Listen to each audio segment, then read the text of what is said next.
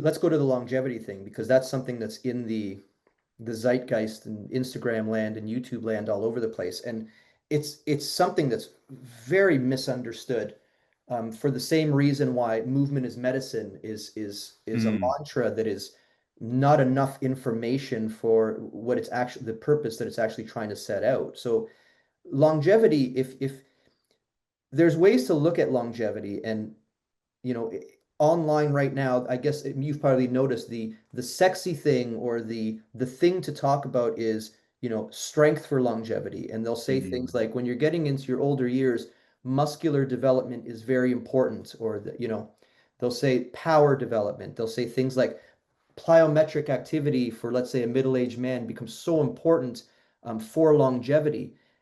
And all of these things are correct. And I've lectured about this a whole bunch of times. You can read all of the scientific literature in the world, but unless you take a bird's eye view, when you're analyzing the logic of the scientific evidence, you can be scientifically correct, however, incorrect with regards to the thing you're trying to accomplish. mm. So it is true to say that if you have decreased muscle mass, that's a problem. It is true to say that moving is good and not moving is bad. It is true to say that as we age, our power output and power dynamics will be the first thing to go. But it's also true to say that just getting strong using, pardon my French, but a shitty quality system is going to do the exact opposite of creating longevity.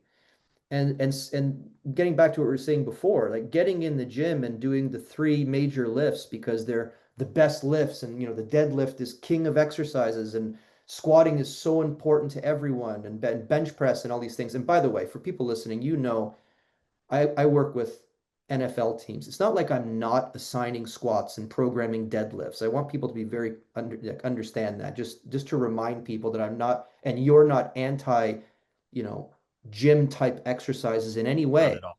Um, but my God, it's just not enough to say that getting strong is going to solve your problems. It's not. Like if you squat repeatedly, your body or your hip, for example, will become a squatting hip, meaning that your body will pigeonhole your hip so that it does what you're asking it to do. As I said before, your body, if anything, is extraordinarily efficient and has no interest in wasting energy. So if you're going to squat in the same way, day in, day out for years and years and years, your body is amazing at giving you a squatting hip. But a squatting hip means that the ability of the hip to move in three-dimensional space is going to get more and more narrow and more, walled off, such that all it's able to do is perform that squat. And that's just amazing that you look at it the way I do with regards to longevity. It's like, yeah, squatting's great, but it's not enough for your hip. You can't isolate.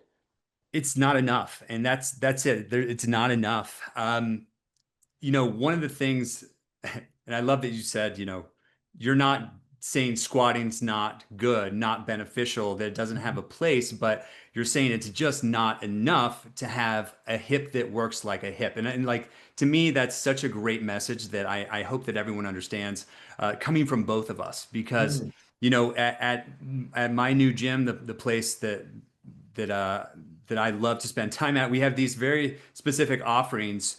One of them is our body weight strength offering, and it is patternized exercises. It is linear exercises yep. to the T. And because I do believe that those are very beneficial exercises, but you can't say that's going to make the body inherently infinitely better, Mm, which is why we also have the complementary classes of we have our movement classes. So we have animal flow, we have contemporary floor work, we have our joint training classes where we teach kin stretch.